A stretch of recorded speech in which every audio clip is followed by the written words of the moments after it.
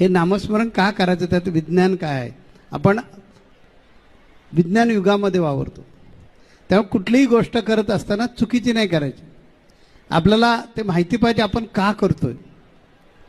तेव्हा आपण जी भक्ती करतो ती अंधश्रद्धाळूपणा नाही, त्याचं सायन्स आहे, त्यात विज्ञान आहे. आपल्याला एक मन नावाचं इंद्रिय आहे आणि हे मन नावाचं इंद्रिय जे आहे ते आपल्या जीवनामध्ये उलथापालथ करत असतं.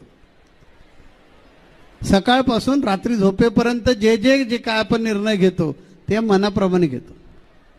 तेव्हा आपलं मन कुठे जातं त्याप्रमाणे हे सगळ्या गोष्टी घडतात. म्हणून काही लोक चंचल आहेत, काही लोक उतावळे आहेत, काही जणांमध्ये वय वाढलं पण बालिशपणा आहे. वय वाढलंय, म्हातारा झालाय तरी सुद्धा बालिशपणानं वागतो. काही जणांकडे नेतृत्व करण्याचा गुणच नाही आहे. काही जण